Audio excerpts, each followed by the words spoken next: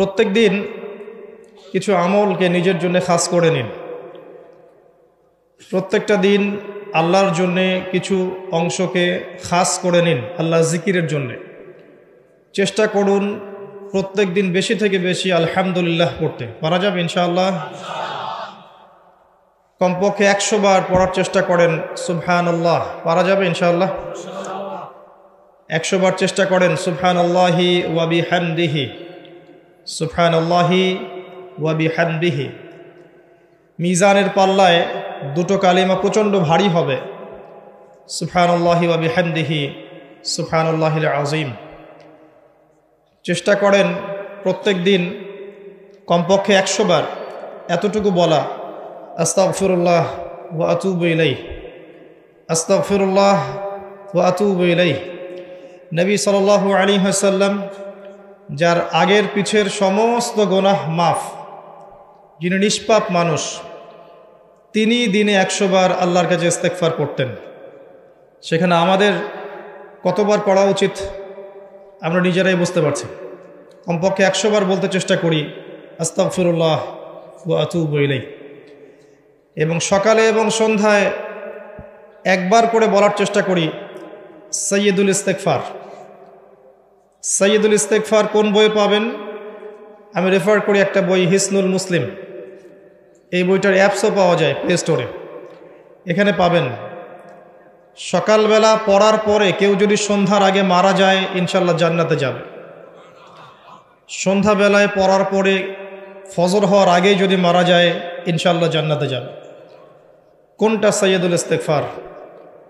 আল্লাহুম্মা আনতা রাব্বি লা ইলাহা ইল্লা আনতা খালাকতানি আনা আবদুক ওয়া আনা আলা আহদিক ওয়া ওয়া'দিকা মাস্তাতা'ত আউযু বিকা মিন শাররি মা সানা'ত আবুউ লাকা বিনি'মাতিকা আলাইয়া ওয়া আবুউ বিযানবি ফাগফিরলি ফাইন্নাহু লা ইয়াগফিরু যুনুবা ইল্লা আনতা। এর আগে কখনো শুনেছেন? শুনেছেন? যাদের মুখস্থ নাই, এটা মুখস্থ করা যাবে? সারা জীবনে মাশাআল্লাহ আমরা এসএসসি পাস করেছি না, এইচএসসি করেছি, অনার্স মাস্টার্স করেছি, physics, chemistry, biology, economics, political science, Jio politics, BCS coaching, computer course সব করেছি না? সাইয়্যিদুল ইস্তেগফারটা মুখস্থ করা যাবে না? যাবে ইনশাআল্লাহ। আল্লাহ পাক তৌফিক দান করুন। চেষ্টা করেন প্রত্যেক দিন বেশি থেকে বেশি বলার জন্যে লা হাওলা ওয়ালা কুওয়াতা ইল্লা বিল্লাহ। পারা যাবে ইনশাআল্লাহ? জান্নাতে গাছ রোপণ করতে চান? আপনি কি চান জান্নাতে আপনার বাগান থাকুক, খেজুর বাগান? জান্নাতে গিয়ে দেখবেন আপনার নামে জমি আগে থেকেই কেনা আছে এবং সেখানে খেজুরের গাছ আগে থেকেই রোপণ করা আছে। এমন সৌভাগ্য চান? বেশি থেকে বেশি পড়বেন সুবহানাল্লাহিল আযীম ওয়া বিহামদিহি, সুবহানাল্লাহিল আযীম ওয়া বিহামদিহি। একবার পড়বেন, একটা গাছ রোপণ করা হবে ইনশাআল্লাহ। কমপক্ষে 10 বার পড়বেন, সকালে 10 বার, সন্ধ্যায় 10 বার। কি পড়বেন? দরুদ শরীফ। কি পড়বেন? দরুদ শরীফ। সবচেয়ে ভালো হয় যদি আল্লাহুম্মা সাল্লি আলা মুহাম্মাদ ওয়া আলা আলি মুহাম্মাদ কামা সাল্লাইতা আলা ইব্রাহিম ওয়া আলা আলি ইব্রাহিম ইন্নাকা হামিদুম মাজিদ, এটা পড়তে পারেন। যদি এটা নাও পারেন, শুধু এতটুকু বললেই হবে ইনশাআল্লাহ, আল্লাহুম্মা সাল্লি ওয়া সাল্লিম আলা নবিয়িনা মুহাম্মদ। পারা যাবে ইনশাআল্লাহ? আল্লাহুম্মা সাল্লি ওয়া সাল্লিম আলা নবিয়িনা মুহাম্মদ। সকালে 10 বার, সন্ধ্যায় 10 বার। কি ফজিলত! নবী সাল্লাল্লাহু আলাইহি ওয়াসাল্লাম আপনার জন্য সুপারিশ করবেন ইনশাআল্লাহ। নবী সাল্লাল্লাহু আলাইহি ওয়াসাল্লাম আপনার জন্য সুপারিশ করবেন ইনশাআল্লাহ। তবে যদি আপনি ভেবে থাকেন যে আপনি সুদ খাচ্ছেন, ঘুষ খাচ্ছেন, দুর্নীতি করছেন, অন্যের হক নষ্ট করছেন, নামাজের ধার ধারছেন না, যাকাতও দিচ্ছেন না, পর্দা করছেন না, নবী সাল্লাল্লাহু আলাইহি ওয়াসাল্লাম আপনাকে দেখে খুশি হবেন, এমনটা মনে করার কোনো কারণ নেই। যেমন নবী সাল্লাল্লাহু আলাইহি ওয়াসাল্লাম বলেছেন, এক শ্রেণীর নারী বের হবে আখিরুজ জামানে, শেষ জামানায়। কোন জামানায়? শেষ জামানায়, মানে এই নারীরা যখন বের হবে বুঝতে হবে শেষ জামানা চলে এসেছে। কথা কি বুঝতে পারছেন? কারা তারা? নবীজি বলেছেন নিসাউন কাসিয়াতুন আরিয়া মুমিলাতুন মাইলাত, এমন নারী যারা কাপড় পরেও নগ্ন থাকবে, এমন এক শ্রেণীর মহিলা যারা কাপড় পরবে কিন্তু তারপরেও নগ্ন থাকবে। আমার কি ব্যাখ্যা করে বোঝানোর দরকার আছে? যারা মানুষকে আকৃষ্ট করবে, নিজেরাও মানুষের দিকে আকৃষ্ট হবে, এই শ্রেণীর নারীদের ব্যাপারে নবী সাল্লাল্লাহু আলাইহি ওয়াসাল্লাম বলেছেন তারা জান্নাতে যাবেও না, জান্নাতের গন্ধ পাবে না। অতএব আমল যাই হোক না কেন, শুধু সকাল সন্ধ্যায় 10 বার দরুদ পড়লেই যে আমি সুপারিশ পেয়ে যাব এমনটাও ভাবার সুযোগ নেই।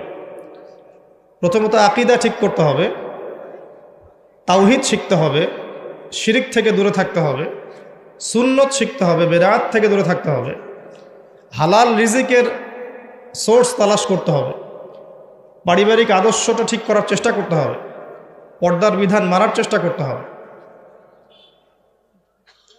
ইসলামের জন্য নিজের জান মাল সময় শ্রম ব্যয় করে কিছু করার ফিকির থাকতে হবে। যখন পরিপূর্ণ প্রচেষ্টা থাকবে এরপরে ইনশাআল্লাহ তাআলা নবী সাল্লাল্লাহু আলাইহি ওয়াসাল্লামের সুপারিশ আমাদের কপালে জুটে যাবে ইনশাআল্লাহ। যদি কোনো প্রচেষ্টাই না থাকে, কোনো প্রচেষ্টাই নাই, শুধু মুখে একবার লা ইলাহা ইল্লাল্লাহ বলেছি এবং ভাবছি যে আমি জান্নাতে চলে যাব, ফরজ ওয়াজিবের ধার ধারছি না, শিরিক তাওহীদের ধার ধারছি না, সুন্নত বেদাতের পরোয়া করছি না, হালাল হারামের কোনো পরোয়া করছি না, ভেবে নিচ্ছি যে আমি লা ইলাহা ইল্লাল্লাহ বলেছি জান্নাতে চলে যাব, তাদের জন্যে আসলে এই পৃথিবীটা নয়। পৃথিবীটা বুদ্ধিভিত্তিক মানুষদের জন্য। দেখুন, লা ইলাহা ইল্লাল্লাহ মুখে বললেই যদি জান্নাতে যাওয়া যেত, তাহলে আব্দুল্লাহ বিন উবাই মুনাফিকদের সর্দার মদিনায় ছিল, সে কি দোষ করেছে? আমার কথা কি বুঝতে পারেন?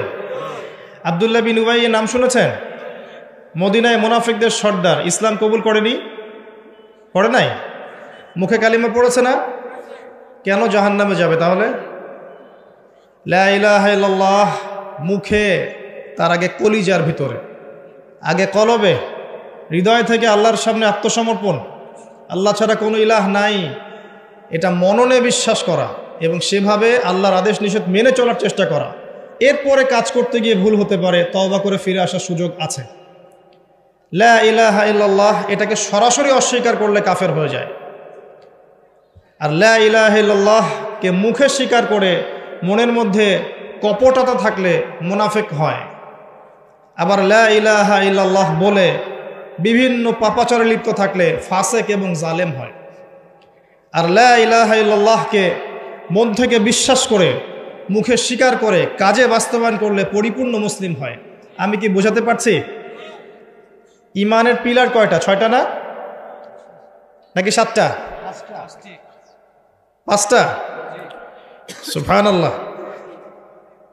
জিবরাইল আলাইহিস সালাম মুহাম্মদ সাল্লাল্লাহু আলাইহি ওয়াসাল্লামকে জিজ্ঞাসা করছেন, মাল ঈমান আখবিরনি আনিল ঈমান, হে মুহাম্মদ সাল্লাল্লাহু আলাইহি ওয়াসাল্লাম আমাদেরকে বলুন ঈমান কাকে বলে, আমাকে বলুন ঈমান কাকে বলে। নবী সাল্লাল্লাহু আলাইহি ওয়াসাল্লাম বলছেন আল ঈমান, ঈমান হচ্ছে আন তুমিনা বিল্লাহ, 1 নাম্বার তুমি বিশ্বাস করবে আল্লাহর প্রতি, ওয়া মালাইকাতিহি এবং তার ফেরেশতা মণ্ডলীর প্রতি, ওয়া কুতুবিহি তার আসমানি কিতাব সমূহের প্রতি, সমস্ত আসমানি কিতাব, শুধু কোরআন নয়, সমস্ত আসমানি কিতাব আল্লাহর পক্ষ থেকে এসেছেন বিশ্বাস করতে হবে। ওয়া রুসুলিহি সমস্ত নবী রাসূলগণের প্রতি বিশ্বাস করতে হবে, শুধু মুহাম্মদ সাল্লাল্লাহু আলাইহি ওয়াসাল্লামই একমাত্র রসুল নন, এর আগেও অসংখ্য নবী রসুল এসেছেন, বিশ্বাস করতে হবে। ওয়াল ইয়াউমিল আখির পরকালের জীবনের প্রতি, মৃত্যুর পর পরকাল আছে, কবর আছে, জান্নাত জাহান্নাম আছে, মিজান পুলসিরাত আছে ইত্যাদি। 6 ওয়াল কদরি খায়রিহি ওয়া শাররিহি তাকদীর বা ভাগ্যের ভালো এবং মন্দের প্রতি বিশ্বাস করতে হবে। এই 6টা পিলারে যে ব্যক্তি বিশ্বাস করে মন থেকে, মুখে স্বীকৃতি দেয়, কাজে বাস্তবায়ন করে, তাকে আমরা বলছি পরিপূর্ণ মুমিন। কথা কি বুঝতে পারছেন? এই হলো ঈমানের 6টা পিলার, 5টাও নয় 7টাও নয়। 5টা পিলার হচ্ছে ইসলামের। ইসলামের পিলার কয়টা? 5টা। একটা হচ্ছে তাওহীদ, সাক্ষ্য দেয়া যে আল্লাহ ছাড়া কোনো ইলাহ নেই, মুহাম্মদ সাল্লাল্লাহু আলাইহি ওয়াসাল্লাম আল্লাহর বান্দা এবং রাসূল। 2 নম্বর সালাত কায়েম করা। 3 নম্বর যাকাত প্রদান করা। 4 নম্বর রমাদান মাসে, এই যে আসন্ন রমাদান মাসে সওম রাখা। এবং 5 নম্বর সামর্থ্য হলে হজ করা। এই 5টা হচ্ছে ইসলামের পিলার। তাহলে ইসলামের ভিত্তি কয়টা? ঈমানের ভিত্তি কয়টা? আপনারা প্রত্যেক দিন একটা অংশ আল্লাহ পাকের জিকিরের জন্য খাস করে নেন। লা হাওলা ওয়ালা কুওয়াতা ইল্লা বিল্লাহ বেশি থেকে বেশি বলার চেষ্টা করেন। আল্লাহুম্মা সাল্লি আলা মুহাম্মদ ওয়া সাল্লিম, দরুদ শরীফ বেশি বেশি পড়ার চেষ্টা করেন। যে ব্যক্তি একবার দরুদ পাঠ করবে নবী সাল্লাল্লাহু আলাইহি ওয়াসাল্লামের উপরে, আল্লাহর রাসূল বলছেন তার উপর আল্লাহ পাক 10 বার রহমত করবেন ইনশাআল্লাহ। তার আমলনামা থেকে 10টা গুনাহ আল্লাহ মাফ করে দিবেন।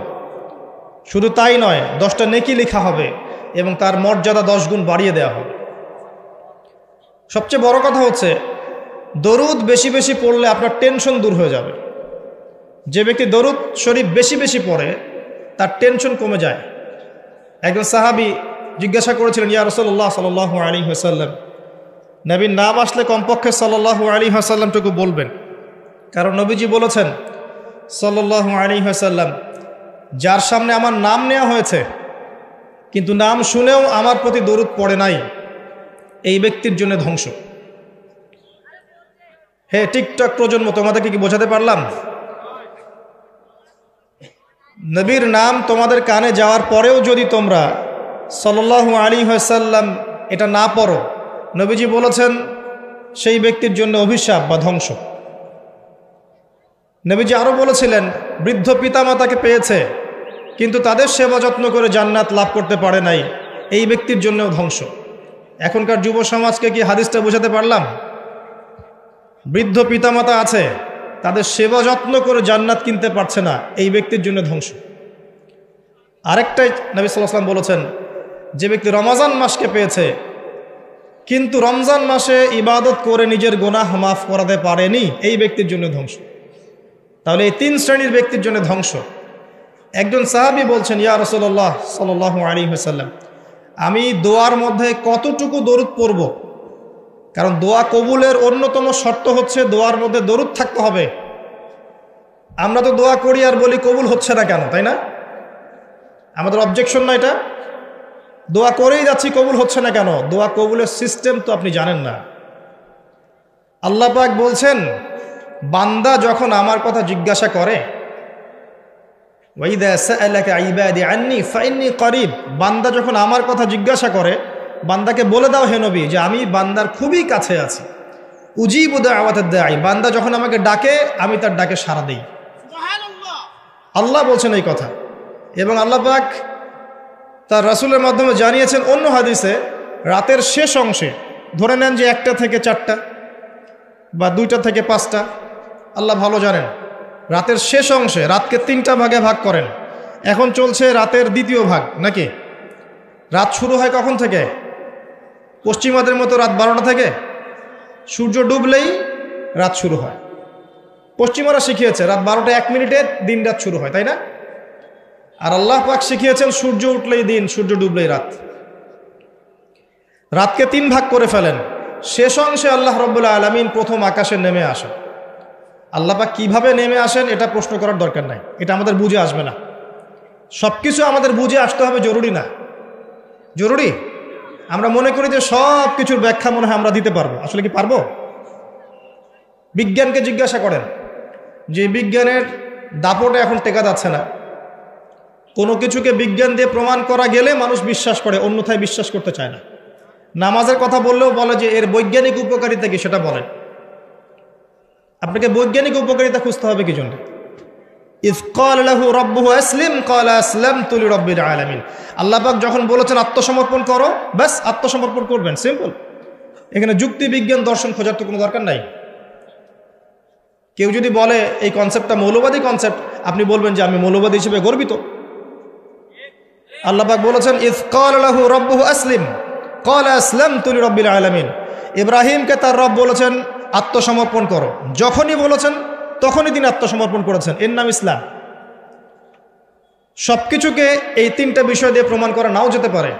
বিজ্ঞানকে শুধু জিজ্ঞাসা করেন না যে can you give us the definition of soul, রূহ। বিজ্ঞান, তুমি কি আমাদেরকে আত্মার সংজ্ঞা দিতে পারবে? আত্মা কাকে বলে, কত প্রকার, কি কি, আত্মা কঠিন নাকি তরল না বায়বীয়, পারা যাবে? তাহলে কি আত্মার অস্তিত্ব নাই? একজন মানুষ জীবিত, একজন মৃত, কি পার্থক্য এর মধ্যে? একজন জীবিত, একজন মৃত, কি পার্থক্য? কি নাই তার মধ্যে? জিজ্ঞাসা করেছিল নবী সাল্লাল্লাহু আলাইহি ওয়াসাল্লামকে, ওই যে তিনটা প্রশ্ন করেছিল না, আসহাবুল কাহফের কি হয়েছিল, জুলকারনাইন বাদশার কি হয়েছিল, এবং রূহ কাকে বলে। তারাও এর সংজ্ঞা খুঁজেছে। আর ইহুদিদের কাছে সবচেয়ে বেশি আসমানি কিতাব এসেছে, বানু ইসরাইল। আল্লাহ পাক উত্তরে কি বলেছেন? সূরা বানী ইসরাইলের 81 নম্বর আয়াতটা পড়ে দেখেন। ইয়াসআলুনাকা আনির রূহ, তোমাকে তারা আত্মা সম্পর্কে জিজ্ঞাসা করছে। কুলির রূহু মিন আমরি রব্বি, বলে দাও রূহ হচ্ছে তোমার রবের আদেশ মাত্র। আল্লাহর আদেশে মায়ের গর্ভে এসেছে, আল্লাহর আদেশে দেহ থেকে বের হয়ে চলে যাবে। কোনো ব্যাখ্যার দরকার আছে? মানুষ মারা গেলে, হুট করে মারা গেলে বলে হার্ট অ্যাটাক করে মারা গেছে, কারণের দরকার আছে? আল্লাহর হুকুম হয়েছে, মরে গেছে, সিম্পল। এই রূহটা কোথায় ছিল? এই রূহটা ছিল রুহের জগতে, আলমে আরওয়াহ একটা জগৎ আছে। এই জগৎ কত গ্যালাক্সি দূরে, এটা নিয়ে আমাদের গবেষণা করার দরকার নেই। এটা নিয়ে তারা গবেষণা করতে পারে যাদের আল্লাহ বিশ্বাস নাই, তারা খুঁজে খুঁজে বের করুক। কিন্তু এই জগৎ আছে, আলমে আরওয়াহ, রুহের জগৎ বলে একটা জগৎ আছে। আলামে বারজাখ একটা জগৎ আছে, যেখানে মৃত মানুষের আত্মাদেরকে রাখা হয়েছে এবং এখানে শাস্তি দেওয়া হচ্ছে, অথবা সেখানে আপনার এই পুরস্কার দেওয়া হচ্ছে। এই দুইটা পার্ট, একটা ইল্লিন, একটা সিজ্জিন। পুণ্যবানদের আত্মা চলে যায় ইল্লিনে, আর বৎকারদের আত্মা চলে যায় সিজ্জিনে। সিজ্জিন নবী সাল্লাল্লাহু আলাইহি ওয়াসাল্লামকে দেখানো হয়েছে, জাহান্নামকে দেখানো হয়েছে। মেরাজের রাতে তিনি দেখে এসেছেন সুদখোরদেরকে রক্তের নদীতে ফেলে মাথা ফাটিয়ে দেওয়া হচ্ছে। তিনি দেখে এসেছেন এক শ্রেণীর মেয়েকে বুকের মধ্যে হুক লাগিয়ে লটকায় রেখে শাস্তি দেওয়া হচ্ছে, ব্যভিচারিণী, জেনাকার। দেখানো হয়েছে এক শ্রেণীর মানুষ পচা গোশত খাচ্ছে, ভালো গোশত খাচ্ছে না। এরা ছিল পরকীয়াকারী। স্ত্রী ছিল, বাইরের মেয়ের সাথে জেনা করত। স্বামী ছিল, বাইরের ছেলের সাথে জেনা করত। নবীকে দেখানো হয়েছে যে এক শ্রেণীর মানুষ আগুন খাচ্ছে, পেটের ভিতর দিয়ে ঢুকছে, পায়খানার রাস্তা দিয়ে বের হয়ে যাচ্ছে। এতিমের মাল ভক্ষণ করেছিল এরা। দেখানো হয়েছে এক শ্রেণীর মানুষের জিহ্বা আগুনের কেচি দিয়ে কেটে দেওয়া হচ্ছে। বলা হয়েছে এরা আপনার উম্মতের বক্তা, কথা বলতো, নিজে আমল করতো না।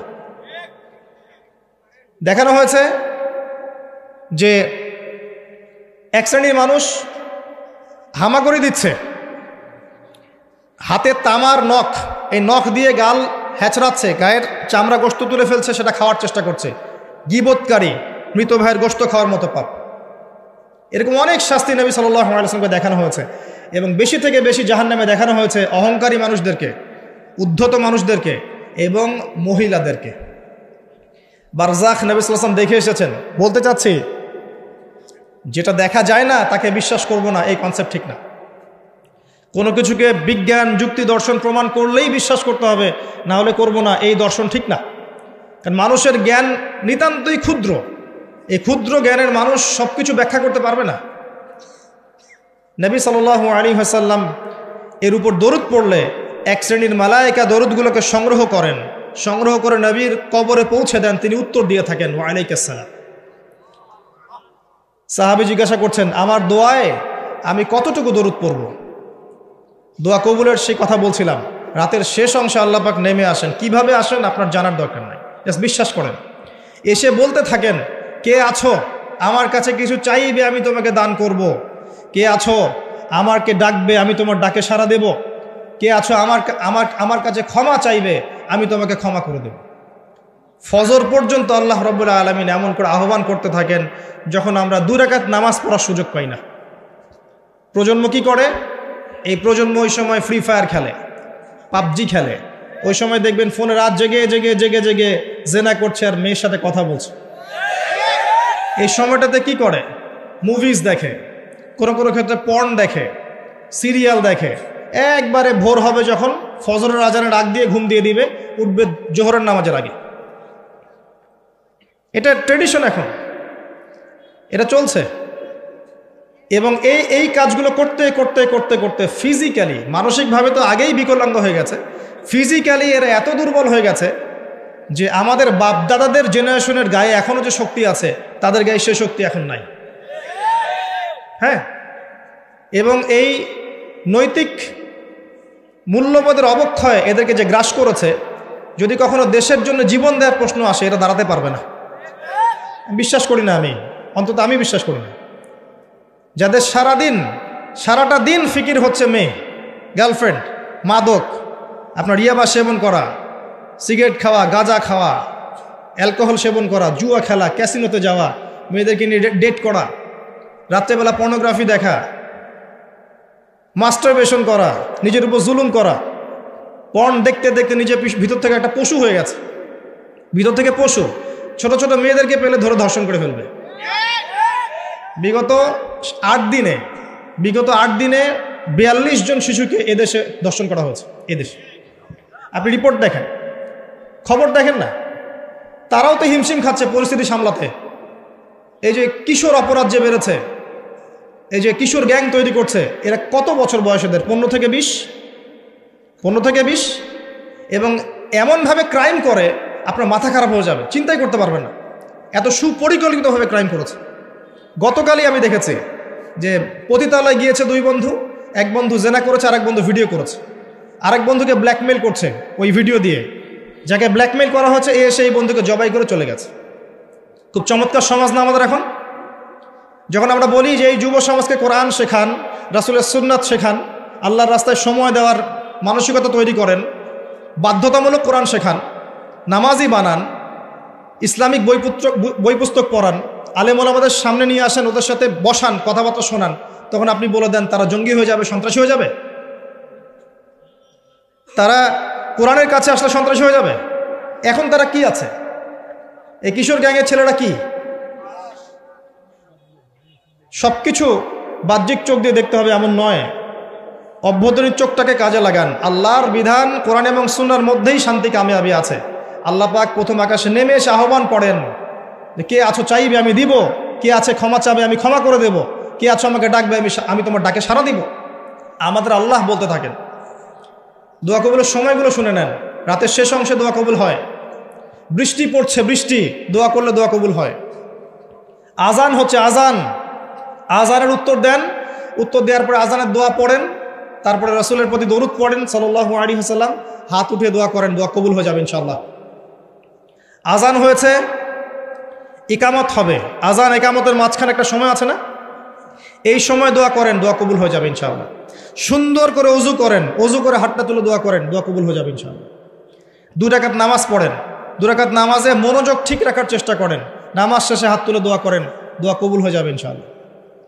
আপনি কোনো ভালো কাজ করেছেন, গোপনে দান করেছেন বা কোনো দান সাদাকা করেছেন, ভালো কাজ করেছেন, কেউ দেখে নাই, আল্লাহ দেখেছেন, এই কাজটাকে ওসিলা করে দোয়া করেন, দোয়া কবুল হয়ে যাবে ইনশাআল্লাহ। পারা যাবে? আরেকটা বড় অস্ত্র বলে দিচ্ছি, নামাজের সেজদায় যখন আপনার মাথা আপনার সবচেয়ে উঁচু জায়গাটা সবচেয়ে নিচু জায়গায় লাগিয়েছেন, আল্লাহর সামনে নত করেছেন, এই সেজদায় তাসবিহ পাঠ করেন সুবহানা রাব্বিয়াল আ'লা, অথবা সুবহানাকা আল্লাহুম্মা রাব্বানা ওয়া বিহামদিকা আল্লাহুম্মা ইগফিরলি, অথবা সুবহুন কুদ্দুসুন রাব্বুল মালাইকাতি ওয়ার রূহ পাঠ করেন, করার পর দোয়া করেন। সেজদায় যে দোয়াই করবেন ইনশাআল্লাহ কবুল হয়ে যাবে, সেজদায় যে দোয়াই করবেন ইনশাআল্লাহ কবুল হয়ে যাবে, বলেন সুবহানাল্লাহ। নবী সাল্লাল্লাহু আলাইহি ওয়াসাল্লাম বলেছেন, বান্দা সেজদায় আল্লাহর যতটা কাছে থাকে অন্য কোনো সময় এত কাছে যেতে পারবে না। আর আমরা কি করে, টুক করে সেজদা দিয়ে টুক করে উঠে যাই, একটা দোয়া করার সুযোগ পাই না, চান্সও দেই না। সেজদায় দোয়া কবুল হয়, প্রত্যেকটা সেজদায় একটা করে দোয়া করেন না, একটা করে দোয়া করেন। আরবিতে দোয়া করতে পারলে সবচেয়ে ভালো, যেগুলো কোরআন এবং সুন্নাহ থেকে সাব্যস্ত। যদি নফল নামাজ পড়েন, আপনার আরবি জানা নাই মোটেই, বাংলাতেই বলেন, আল্লাহ আমি অসুস্থ, আমাকে শেফা দাও, আল্লাহ আমার ছেলেটাকে হেদায়েত দাও, আল্লাহ আমার রিজিক প্রশস্ত করে দাও, আল্লাহ আমাকে হালাল রিজিকের ব্যবস্থা করে দাও, আল্লাহ আমাকে মাফ করে দাও, বলা যায় না?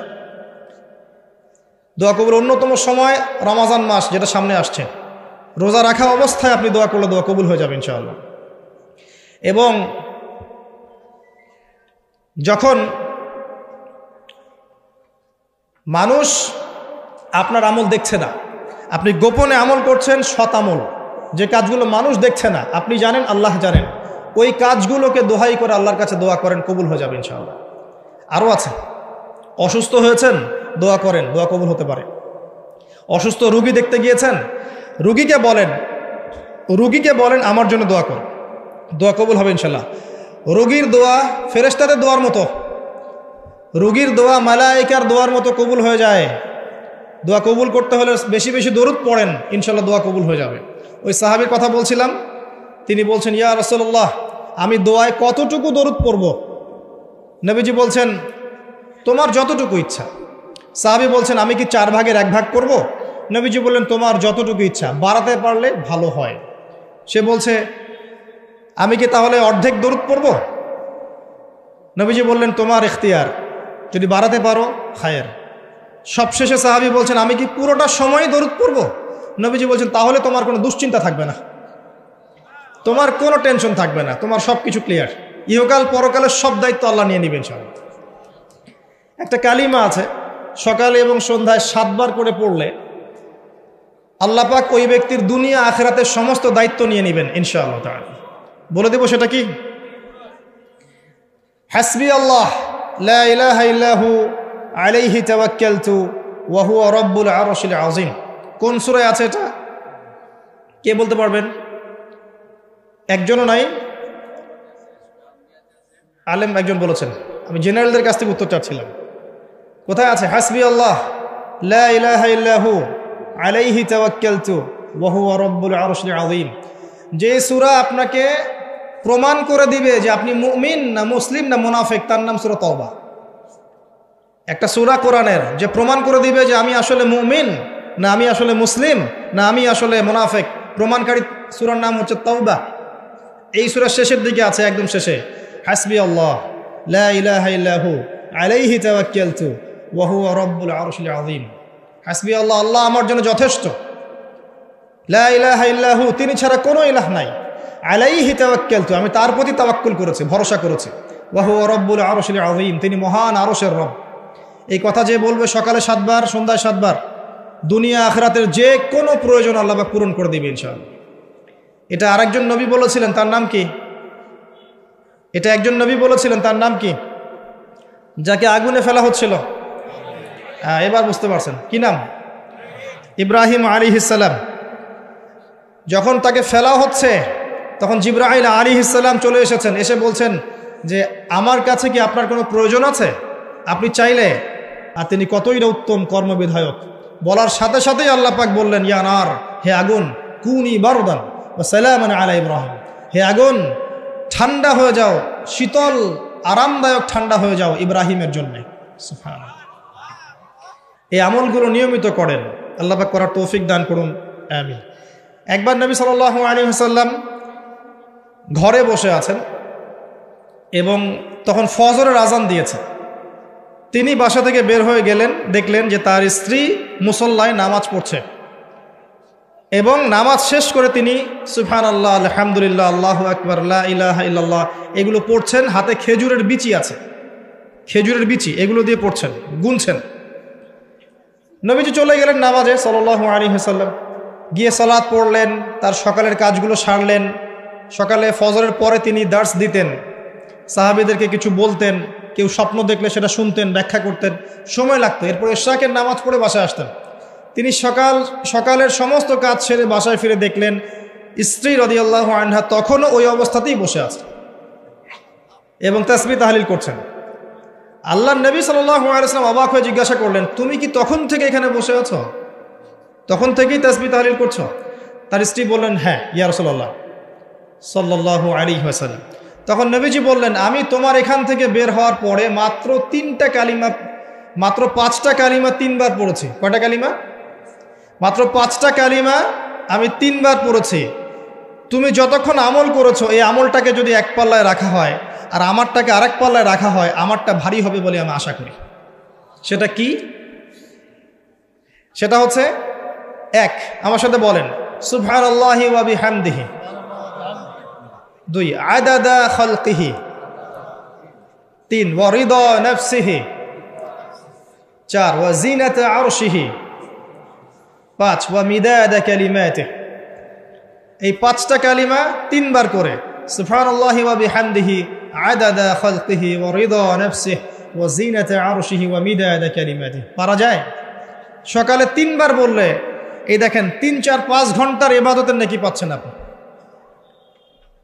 আরেকটা বলে দেই, ফজরের নামাজ জামাতে পড়ার পরে কেউ যদি বসে থাকে, নামাজ জামাতে পড়েছে এরপর জায়গায় বসে আছে, নামাজ শেষ, নামাজের পরে দোয়া হয়েছে আলহামদুলিল্লাহ, দোয়া করেছে, নামাজে বসে আছে, নামাজের শেষে বসে আছে, তাসবিহ তাহলিল করছে, করতে করতে করতে করতে সূর্য উঠে গেল।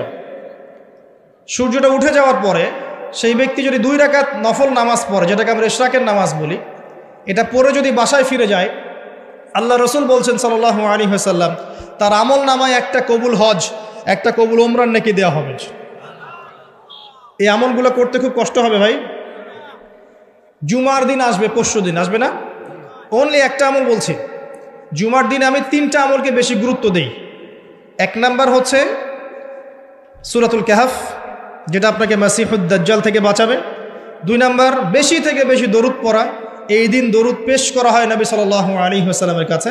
আর 3 নাম্বার এটা যেটা আপনাদেরকে শেয়ার করছি, সেটা হলো আল্লাহ রাসূল সাল্লাল্লাহু আলাইহি ওয়াসাল্লাম বলেছেন, কেউ যদি জুমার দিনে সকাল সকাল গোসল করে, আর্লি মর্নিং গোসল করে ফেলে, একদম ফরজ গোসলের মতো, এবার সবচেয়ে উত্তম কাপড়টা পরে, নোংরা কাপড় না, বেস্ট কাপড়টা পরে, আতর খুশবু ব্যবহার করে, সুগন্ধি ইউজ করে, সুগন্ধি ব্যবহার করে সে সকাল সকাল পায়ে হেঁটে মসজিদে যায়, বাহনে চড়ে নয়, পায়ে হেঁটে মসজিদে গিয়ে ইমাম বয়ান খুতবা শুরু করার আগেই মসজিদে চলে গেছে, ইমামের কাছাকাছি বসে, কাউকে কষ্ট দেয় না, ইমাম খুতবা দিচ্ছে সে চুপচাপ শুনছে, কাউকে কষ্ট দেয় না, এমনকি পাশে কেউ কথা বলে তাকে এতটুকু বলে না চুপ করো, এতটুকু বলে না, চুপচাপ খুতবা শুনে নামাজ পড়ে ইমামের সাথে সালাম ফিরায়। নবী সাল্লাল্লাহু আলাইহি ওয়াসাল্লাম বলছেন, এই যে প্রতি পদক্ষেপ হেঁটে এসেছে, প্রত্যেক পদক্ষেপের বিনিময়ে 1 বছরের নফল নামাজ, 1 বছরের নফল রোজার নেকি দেয়া। এই আমলগুলো খুব সহজে আমরা করতে পারি। আমি শুরু করলাম কিছু আমল দিয়ে, যে আমলগুলো আপনারা নিয়মিত করার চেষ্টা করেন, আল্লাহ পাক আপনাদের সবাইকে তৌফিক এনায়েত করুন, আমিন। আর কিছু কিছু সূরা আছে যেগুলো নিয়মিত পড়তে হয়, যেমন সূরা ফালাক, সূরা নাস, সূরা ইখলাস, সকালে 3 বার, সন্ধ্যায় 3 বার, 3-3-3 9, আবার 3-3-3 9। নবী সাল্লাল্লাহু আলাইহি ওয়াসাল্লাম বলছেন, দৃশ্য অদৃশ্যের যে কোনো অনিষ্ট থেকে আল্লাহ পাক আপনাকে হেফাজত করবেন ইনশাআল্লাহ তাআলা। আরও আছে সূরা মুলক, এই যে রাত হয়েছে এখন, রাতের বেলা কেউ যদি ঘুমানোর আগে সূরা মুলক তেলাওয়াত করে ঘুমায়, ওই ব্যক্তির কবরের আযাব সূরা মুলক ঠেকিয়ে দিবে ইনশাআল্লাহ। সূরা মুলক আল্লাহর সাথে তর্ক করবে, ভাগবিতণ্ডা করবে এবং তার পাঠকারীর জন্য সুপারিশ করবে, আল্লাহ পাক তার কবরের শাস্তি মাফ করে দিবেন ইনশাআল্লাহ। যে ঘরের মধ্যে সূরা বাকারা তেলাওয়াত করা হয়, সেই ঘর থেকে শয়তান পালিয়ে যায়। যে ব্যক্তি সূরা বাকারা নিয়মিত তেলাওয়াত করে, তার জীবনে বরকত নেমে আসে। কি আসে? আল্লাহর রহমত আর বরকত নেমে আসে। যে সূরা বাকারা তেলাওয়াত ছেড়ে দেয়, সূরা বাকারা তেলাওয়াতটা করে না, ছেড়ে দেয়, তার জীবনে আক্ষেপ আসে, আক্ষেপ। সূরা বাকারা এবং আলী ইমরান কিয়ামতের মাঠে মেঘের মতো থাকবে, যা পাঠককে ছায়া দিবে ইনশাআল্লাহ তাআলা। এছাড়া আপনারা জানেন যে প্রত্যেকটা হরফে 10টা করে নেকি আপনারা পাবেন। আলিফ লাম মিম বললে মিনিমাম 30টা নেকি পাবেন ইনশাআল্লাহ তাআলা। আয়াতুল কুরসি, আয়াতুল কুরসি প্রত্যেক ফরজ নামাজের পর 1 বার করে যে পাঠ করবে, মৃত্যু ব্যতীত এই ব্যক্তির জান্নাতে যাওয়ার কোনো বাধা নাই। মৃত্যুবরণ করলেই জান্নাত ইনশাআল্লাহ তাআলা। আরেকটা আমল বলে দেই, সূরাতুল বাকারা এর শেষের 3টা আয়াত। আমাদের নবী সাল্লাল্লাহু আলাইহি ওয়াসাল্লাম মেরাজে গিয়েছিলেন। মেরাজে নবী সাল্লাল্লাহু আলাইহি ওয়াসাল্লামকে আল্লাহ পাক 3টা হাদিয়া দিয়েছেন স্পেশাল। কয়টা? তার প্রথমটা হচ্ছে 50 ওয়াক্ত সালাত, যেটাকে আমরা এখন 5 ওয়াক্ত পড়ি, কিন্তু নেকি হবে 50 ওয়াক্তের। যে 5 ওয়াক্ত পড়ে 50 ওয়াক্তের নেকি হবে ইনশাআল্লাহ। এই উম্মতের যে কেউ যে কোনো ভালো কাজ করলেই 10 দিয়ে গুণ করা হবে ইনশাআল্লাহ। 1 টাকা দান করেছেন, 10 টাকার নেকি পাবেন মিনিমাম। একটা ভালো কথা বলেছেন, 10টা ভালো কথার নেকি পাবেন ইনশাআল্লাহ। একটা রোজা রেখেছেন, 10টার নেকি পাবেন ইনশাআল্লাহ। এই উম্মতের জন্য খাস একটা ভালো কাজ করলে 10 গুণ বাড়িয়ে দেওয়া হয়, কিন্তু একটা খারাপ কাজ করলে 10 গুণ বাড়ানো হবে না, একটাই থাকবে ইনশাআল্লাহ। প্রথম হাদিয়া 50 ওয়াক্ত নামাজ। দ্বিতীয় হাদিয়া হচ্ছে এই উম্মতের কেউ যদি শিরক না করে মারা যায়, listen to me very carefully, এই উম্মতের যে কোনো ব্যক্তি শিরকের পাপ না করে মারা যায়, আল্লাহ পাক তার বড় বড় গুনাহগুলোকে মাফ করে দিবেন ইনশাআল্লাহু আযজা ওয়া জাল। আর কি চান? আল্লাহ পাক বলছেন হাদিসে কুদসির মধ্যে, হে আদম সন্তান, তুমি যদি আমার সামনে আসমান জমিন সমান পাপ নিয়ে হাজির হও, আসমান জমিন সমান গুনাহ নিয়ে হাজির হও, কিন্তু আমার সাথে কাউকে শরিক করো নাই, শিরিকের পাপ নাই, তাহলে আমি আল্লাহ তোমার সামনে আসমান জমিন সমান ক্ষমা নিয়ে হাজির হব। বলেন সুবহানাল্লাহ। তারপরেও একটা কথা বলতে চাই, তারপরেও আল্লাহ পাক এত বড় নিশ্চয়তা দেওয়ার পরেও উম্মতে মুহাম্মাদির মধ্যে 73 দল হবে, যার 72 দল জাহান্নামে যাবে। আমি কি বুঝাতে পারছি? এত বড় রহমত দেওয়ার পরেও উম্মতে মুহাম্মাদির 73 দল হবে, যার মধ্যে 72টা দলই জাহান্নামে যাবে, একটা জান্নাতে যাবে। মা আনা আলাইহি ওয়া আসহাবি, যারা নবী সাল্লাল্লাহু আলাইহি ওয়াসাল্লাম এবং সাহাবীদের আদর্শের উপরে থাকবে ইনশাআল্লাহ তাআলা। আর ইসলামের নামে যারা দলাদলি করেছে তারা সবাই এই আয়াত দিয়েই দলিল পেশ করছে। এটাও একটা বিস্ময়কর বিষয়। এত বড় মার্সি থাকার পরেও প্রত্যেক হাজারে 999 জন মানুষ জাহান্নামে যাবে। বলেন নাউযুবিল্লাহ। আর সূরা আরাফের 179 নম্বর আয়াতে আল্লাহ পাক আরো বলেছেন, ওয়ালাকাদ যারানা লিজাহান্নামা কাসীরাম মিনাল জিন্নি ওয়াল ইনস, আমি প্রচুর জিন আর মানুষকে দিয়ে জাহান্নাম পূর্ণ করব, প্রত্যেক হাজারে 999 জনকে দিয়ে। কি অপরাধ? কি অপরাধ? উত্তর, লাহুম কুলুবুন লা ইয়াফকাহুনা বিহা। 1 নাম্বার অপরাধ, তাদের কলব ছিল, উপলব্ধি করত না। আবার শোনেন, তাদের কলব ছিল, উপলব্ধি করত না। ওয়ালাহুম আযানুন লা ইয়াসমাউনা বিহা, কান দিয়েছিলাম শুনে নাই। ওয়ালাহুম আ'য়ুনুন লা ইউবসিরুনা বিহা, চোখ দিয়েছিলাম দেখেনি। উলাইকা কাল আনআম, এরা গবাদি পশুর মতো। বালহুম আদল, বরং তার চেয়েও নিকৃষ্ট। ওয়া উলাইকা হুমুল গাফিলুন, এরা হচ্ছে গাফেল সম্প্রদায়। আল্লাহ রাব্বুল আলামিন বলেছেন সূরা আরাফ 179 নম্বর আয়াত। তাহলে জাহান্নামে যাওয়ার কারণ বুঝতে পারছি? 3টা বড় বড় কারণ। হৃদয় দিয়েছে আল্লাহ উপলব্ধি করার জন্য, এমনি এমনি নয়। আল্লাহ পাক কান দিয়েছেন শোনার জন্য। কি শুনবেন? আল্লাহর ওহী শোনেন নাকি মিউজিক শুনবেন? গান বাজনা শুনবেন? কি শুনবেন? কান দিয়েছি শোনে নাই, হক কথা শোনেনি। ওয়ালাহুম আ'য়ুনুন লা ইউবসিরুনা বিহা, চোখ দিয়েছিলাম দেখে নাই। কি দেখে নাই? আল্লাহর নিদর্শন দেখেনি, আল্লাহর মারিফত দেখে নাই, আল্লাহকে উপলব্ধি করেনি, আল্লাহর সামনে আত্মসমর্পণ করেনি। চোখ দিয়েছে, কি দেখেছে? চোখ দিয়ে জেনা দেখেছে, পর্নোগ্রাফি দেখেছে, মিথ্যা দেখেছে, বাতিল দেখেছে। চোখের আরেকটা ব্যাখ্যা আছে, চোখ মানে শুধু বাইরের চোখ না, এখানে ভিতরের চোখকে বোঝানো হয়েছে। কোথায় দলিল? দলিল আছে সূরা হজে আল্লাহ পাক বলেছেন, তারা জমিনে সফর করে না কেন? তারা জমিনে কেন সফর করে না? যদি সফর করত তাদের মৃত কলব জীবিত হতো। প্রকৃতপক্ষে তাদের দুচোখ অন্ধ নয়, বরং অন্ধ তাদের কলব, যা হৃদয়ের ভিতরে আছে। তাহলে বুঝতে পারলাম আরেকটা কলব আছে। আরেকটু ভালো করে বুঝাই, আবু জেহেল এবং আলী রাদিয়াল্লাহু আনহু। আবু জেহেলের নাম শুনেছেন? আলী রাদিয়াল্লাহু আনহু নাম শুনেছেন? দুইজনকে আমরা ডাক্তারের কাছে পাঠালাম। কোথায় পাঠালাম? চোখের ডাক্তারের কাছে। তো চোখের ডাক্তার চেক আপ করে দেখে বলল যে দুইজনের চোখ তো ক্লিয়ার, কোনো সমস্যা নাই। এখন আপনি আমাকে বলেন, আবু জেহেল সত্য চিনতে পারলো না কেন, আর আলী রাদিয়াল্লাহু আনহু সত্য চিনতে কিভাবে পারলেন? কোন চোখ দিয়ে? বলেন এবার। দুজনের বাইরের চোখ কি নষ্ট? দুজনের বাইরের চোখ সমান। তাহলে কোন চোখ নষ্ট আবু জেহেলের? তার মানে দুটো চোখ আছে, অভ্যন্তরীণ দৃষ্টি আছে। এটা আল্লাহর নূর আর বাসিরা দিয়ে দেখা যায়। কখন এই চোখটা খুলবে? এটা একটা ভালো প্রশ্ন। এই চোখটা খুলবে কখন? এই বুদ্ধি প্রতিবন্ধী টিকটক প্রজন্মের কি ভিতরের চোখ আছে? এই মাদকাসক্ত যুব সমাজের ভিতরের চোখ আছে? যারা আল্লাহ পাকের বিধান দেখেও অগ্রাহ্য করছে, এদের ভিতরের চোখ আছে? আল্লাহ পাকের একটার পর একটা নিদর্শন আসছে, কোরআনে বর্ণিত আছে, হাদিসে বর্ণিত আছে, দেখেও না দেখার ভান করছে, শুনো না শোনার ভান করছে, এদের কলবের চোখ আছে? থাকতে পারে? পারে না। কি করলে কলবের চোখ জীবিত হবে? প্রথম কাজ আল কোরআন। আল কোরআনের সংস্পর্শে আসলে পরে চোখ জীবিত হবে ইনশাআল্লাহ। 2, সফর করেন জমিন, ফাসিরু ফিল আরদি ফানজুরু কাইফা কানা আকিবাতুল মুকাজ্জিবিন। জমিনে ভ্রমণ করে দেখো, তোমরা আল্লাহ নিদর্শনগুলোকে দেখো, দেখলে তোমাদের মৃত কলব জীবিত হবে ইনশাআল্লাহ। আল্লাহ নিদর্শনগুলো দেখো যে মিথ্যাবাদীদেরকে আল্লাহ পাক কিভাবে ধ্বংস করেছে। জর্ডানের ডেড সিকে দেখেন, ওখানে লূত আলাইহিস সালামের কওম ছিল, আল্লাহ পাক উল্টে দিয়েছেন, ওখানে কোনো প্রাণী জন্ম হয় না, কোনো প্রাণ থাকে না।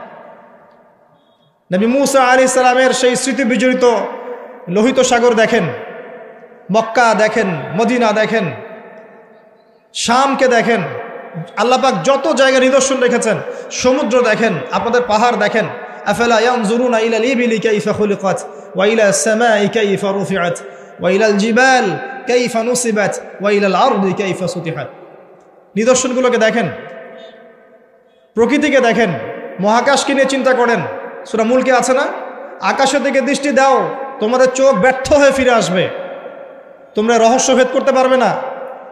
সূরা ওয়াকিয়ার মধ্যে আল্লাহ বলেছেন, ফালা উকসিমু বিমাওয়াকিইন নুজুম, তোমাদের জন্য আমি কসম করছি নক্ষত্রের অবস্থানের, নক্ষত্রগুলোর, গ্রহ নক্ষত্রের অবস্থান স্থিতির শপথ করছি। ওয়াইন্নাহু লাকাসামুল লাউ তা'লামুন আযীম, আর এটা একটা বিশাল কসম যদি তোমরা জানতে। একটা জাররা পরিমাণ যদি অবস্থানে পার্থক্য ঘটে যায়, মহাবিশ্ব ধ্বংস হয়ে যাবে। আল্লাহ পাক এগুলো দেখতে বলেছেন, তারপরে কলব জীবিত হবে ইনশাআল্লাহ। কোরআন, সফর, আল্লাহ নিদর্শনগুলোকে দেখা, আল্লাহর আনুগত্য করা, কলব জীবিত হবে ইনশাআল্লাহ। রাসূল সাল্লাল্লাহু আলাইহি ওয়াসাল্লামের সুন্নাহর উপর থাকলে কলব জীবিত হবে ইনশাআল্লাহ। কোরআন নিয়ে গবেষণা করলে পরে কলব জীবিত হবে। যাদের কলব জীবিত, এমন আধ্যাত্মিক আল্লাহর নূর প্রাপ্ত মানুষের সাথে থাকলে কলব জীবিত হয়, এবং যার প্রমাণ আপনাদের এখানে আছে এখানে।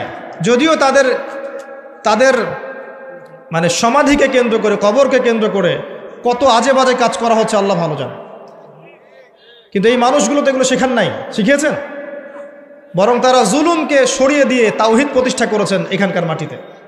আর সেই মানুষগুলোর নাম ভাঙিয়ে আমরা এখন খাচ্ছি, কিন্তু বলতে গেলে আবার রাগ হয়। কিন্তু সেই মানুষের কবর ছুঁয়ে যদি আমি গায়ে মাখি, আমার কোনো ফায়দা আছে? তার আদর্শই তো নেই আমার মধ্যে। মূল জিনিসটা কি? তার আদর্শ। কি করেছিলেন তারা এই জায়গায়? তারা এই জায়গায় জালেমের শেকড় উপড়ে দিয়েছিলেন, দিয়ে আপনাদের এখানে ইসলামের পতাকা কায়েম করেছেন।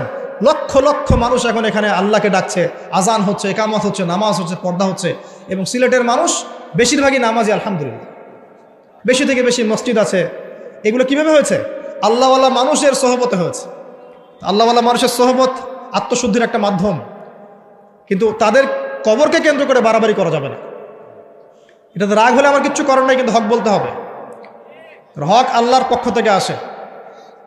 শোনেন, শিরকের পাপ আল্লাহ পাক মাফ করবেন না।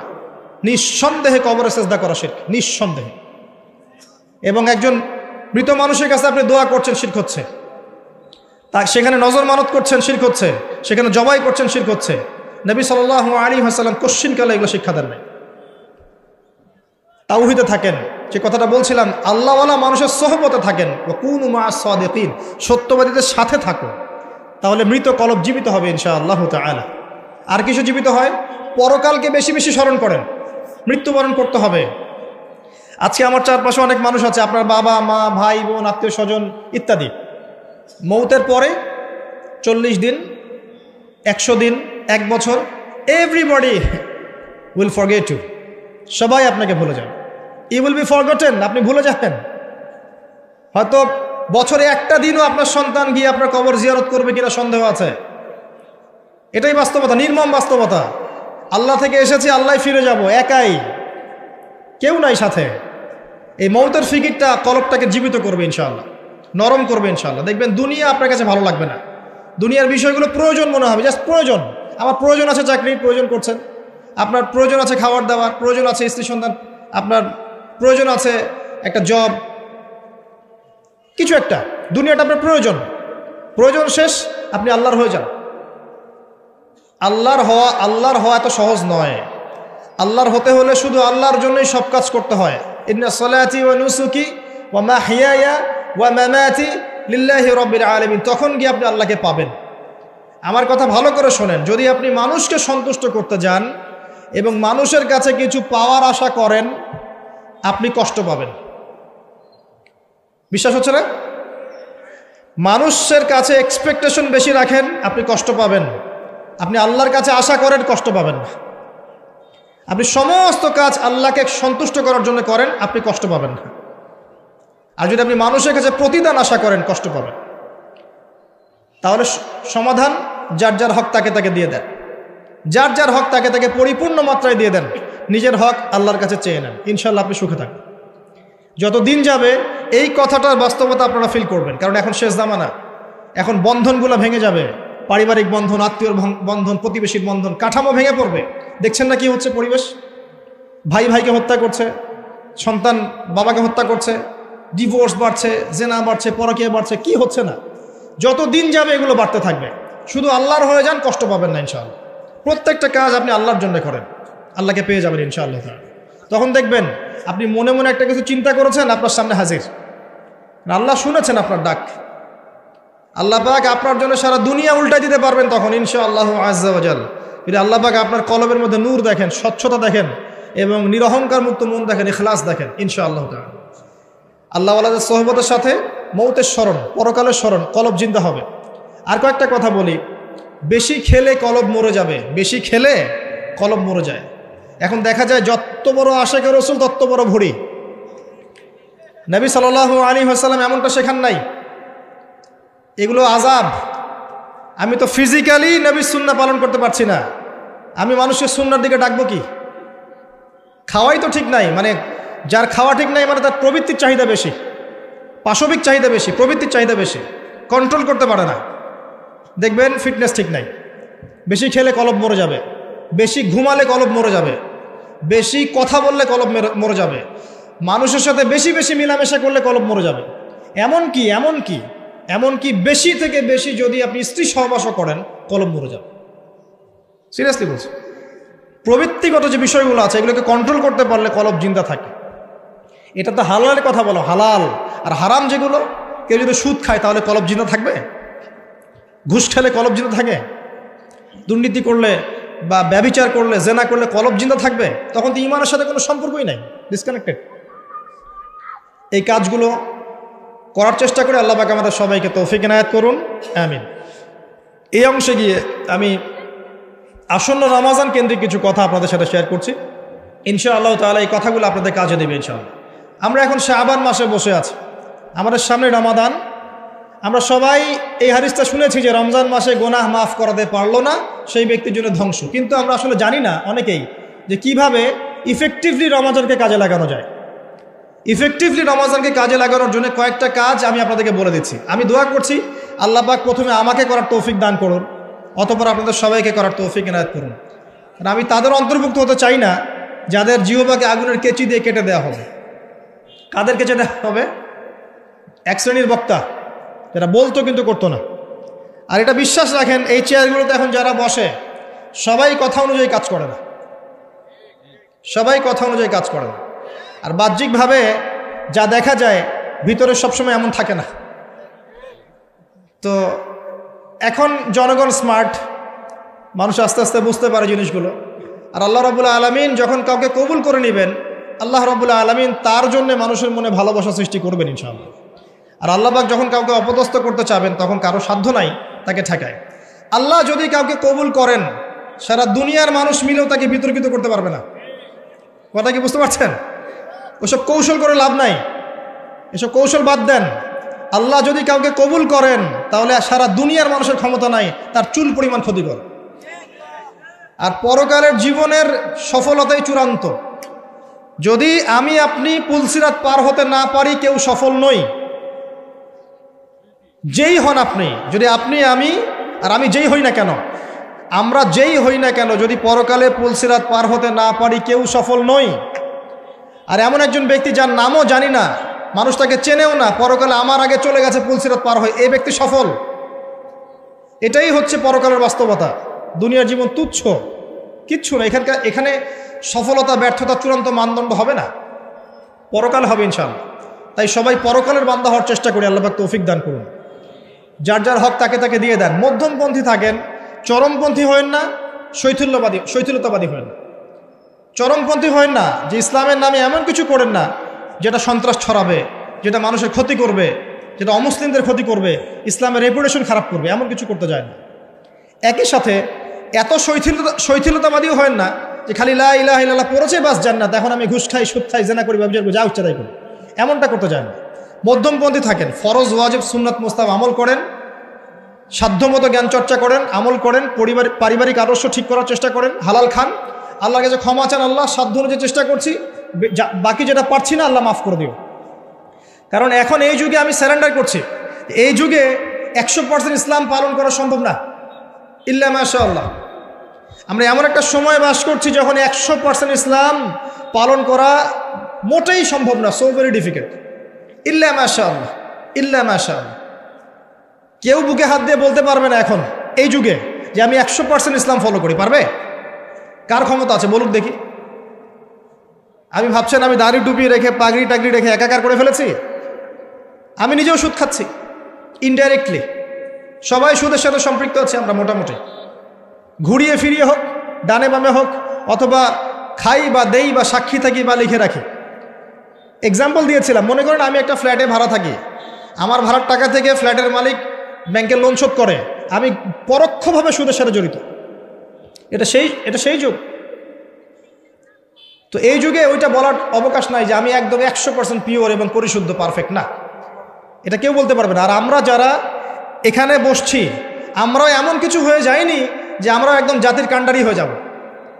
হ্যাঁ, আমরা এমন কিছু হয়ে যাইনি এখনো যে আমরা পুরো জাতির দায়িত্ব নিয়ে ফেলতে পারবো, জি না।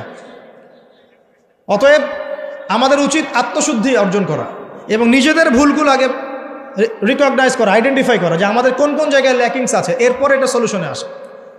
আমরা অনেক পিছিয়ে আছি, এখনো অনেক পিছিয়ে আছে। আল্লাহ পাক আমরা যদি দায়িত্ব পালন করি, ইনশাআল্লাহ আল্লাহ পাক আমাদেরকে শক্তিশালী করবেন। এটা আল্লাহ পাকের সুন্নাহ। ইন তানসুরুল্লাহ ইয়ানসুরুকুম, তোমরা আল্লাহর দ্বীনকে সাহায্য করো, আল্লাহ তোমাদেরকে সাহায্য করবেন। ওয়া ইউসাব্বিত আকদামাকুম, এবং তোমাদের পা আল্লাহ পাক সুদৃঢ় করবেন। যদি না করো, ওয়া ইন তাতাওয়াল্লাও, তোমরা যদি মুখ ফিরিয়ে নাও, ইস্তাবদিল কওমান গায়রাকুম, আল্লাহ পাক অন্য কওমকে হেদায়েত দিয়ে এই জায়গায় নিয়ে আসবেন।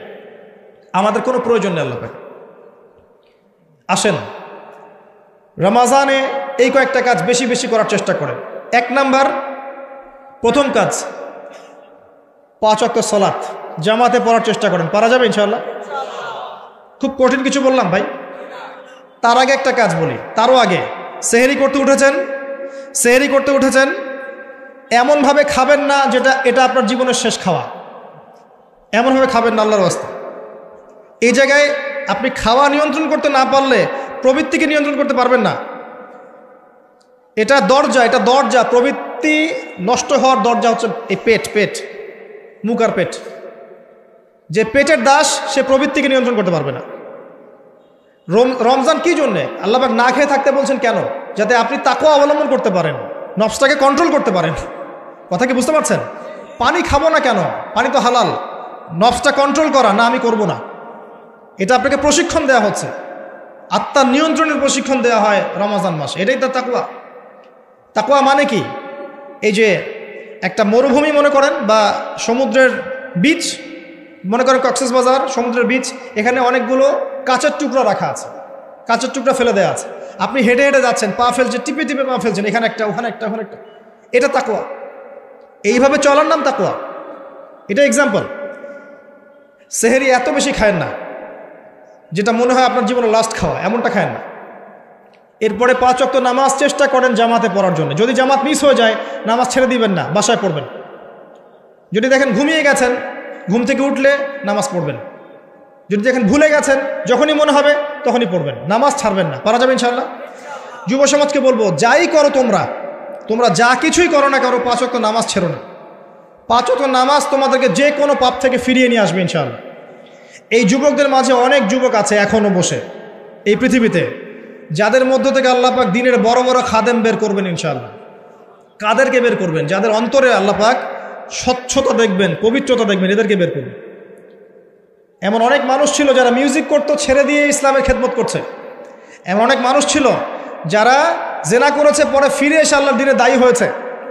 এমন অনেক মানুষ আছে যারা বড় বড় কবিরা গুনাহ করেছে পরে তওবা করে ফিরে এসে আল্লাহর দিনের খেদমত করছে, আছে না? এই মানুষগুলোকে আল্লাহ পাক হেদায়েত দিলেন কেন? উত্তর, তাদের কলবটা ছিল পরিচ্ছন্ন, সৎ অন্তর ছিল, আল্লাহর ভয় ছিল মনের মধ্যে। আল্লাহর ভয় থাকে, ফিরে আসবে ইনশাআল্লাহ। আমরা দোয়া করি আল্লাহ পাক তাদেরকে ফিরিয়ে দেখ, আমিন।